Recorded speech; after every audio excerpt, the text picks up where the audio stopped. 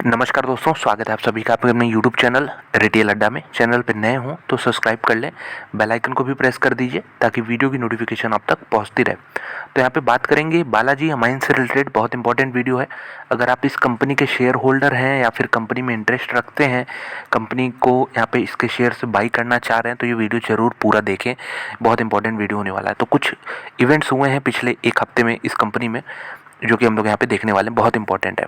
सबसे पहले देखिए, हमारा जो क्वार्टर यहाँ पे ख़त्म हुआ, अप्रैल मई जून, ये 3 महीने का एक क्वार्टर हो गया, क्वार्टर नंबर 1।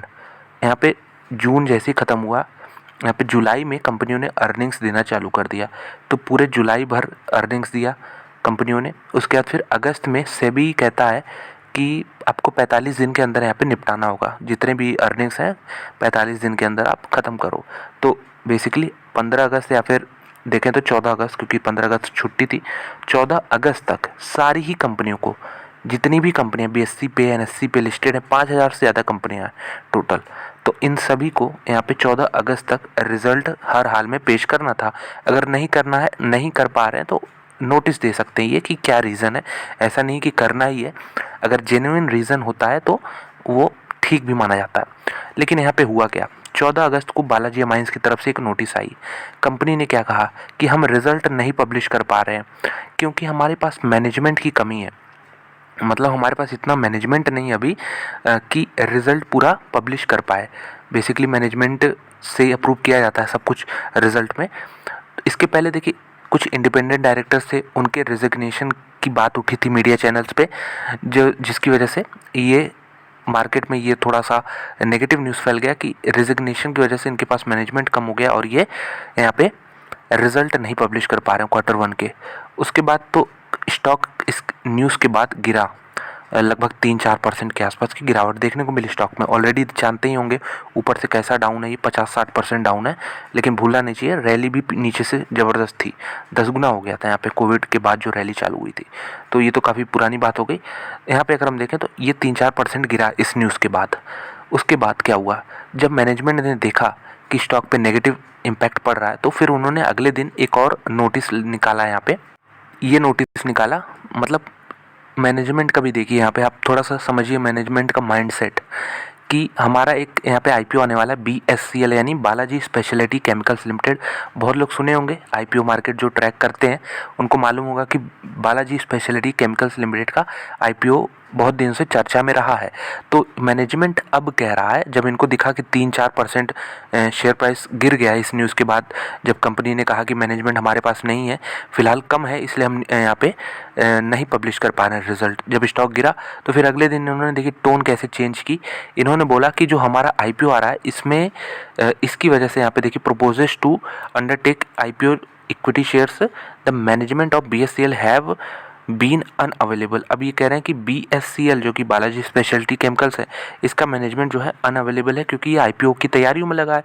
तो रिजल्ट कहाँ से दे पाएंगे भाई, क्योंकि अगर आप कंसोलिडेटेड नंबर पेश करेंगे बालाजी अमाइंस के, जिसमें सारी सब्सिडरी कंपनी होंगी, तो उसमें बीएससीएल के भी नंबर आएंगे। तो ये इनका कहना है, अगले दिन इन्होंने ये बात कही। तो इसमें देखिए कोई गलत चीज़ नहीं है, हो सकता है ये रीज़न सही हो सकता है, क्या होगा भी, ऐसा नहीं कह रहा हूँ कि गलत होगा, लेकिन ये सब एडवांस में किया जाता है।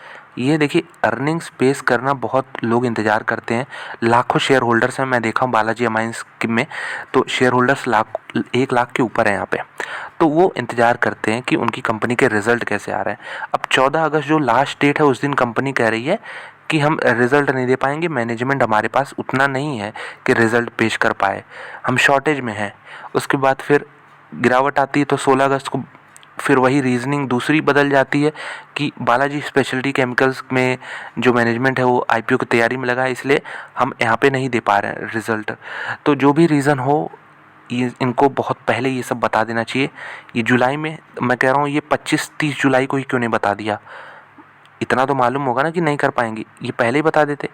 तो जो इंतज़ार कर रहे हैं लोग, जो यहाँ पे एक नेगेटिव यहाँ पे ये परसेप्शन जाता है, अगर कुछ बात सही है तो उसको पहले बता के क्लियर करना चाहिए। आखिरी वक्त तक यहाँ पे इंतज़ार करके फिर एक रीज़न यहाँ देना, फिर दूसरा रीज़न यहाँ देना। अब बहुत लोग को लग रहा होगा कि ये दोनों रीज़न सेम है, लेकिन जब आप इसको पढ़ेंगे तो आपको पता चलेगा कि ये जो 16 अगस्त को यहाँ पे नोटिस आई है, ये बेसिकली कवर करने की कोशिश की गई है।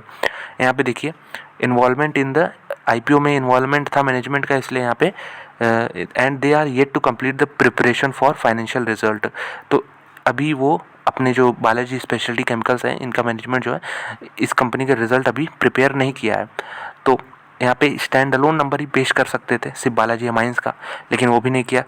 तो ये एक न कहीं ऐसा रवैया दिखाता है कि मैनेजमेंट सीरियस नहीं है।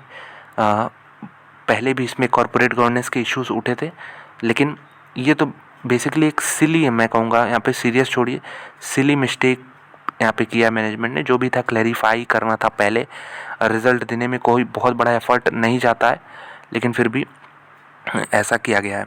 यहाँ पे देख सकते हैं कि ये देखिए further we would like to clarify, ये क्लैरिफाई कर रहे हैं कि दैट वी हैड अपॉइंटेड नए इंडिपेंडेंट डायरेक्टर, जो बोर्ड मीटिंग हुई है इनकी 20 मई को, इसमें अपॉइंट कर दिए गए हैं। और ऑल द इंडिपेंडेंट डायरेक्टर जो रिज़ाइन किए थे फ्रॉम द ऑफिस यहाँ पे वर सर्विंग मोर देन 10 साल से ज़्यादा ये लोग जो रिज़ाइन किए थे इसके पहले वो काम कर चुके हैं, much before implementation of the new companies act. तो ये बेसिकली ये कह रहे हैं कि सब कुछ हम अच्छे से करते आए हैं, कंप्लाइंसेस फॉलो करते आए हैं।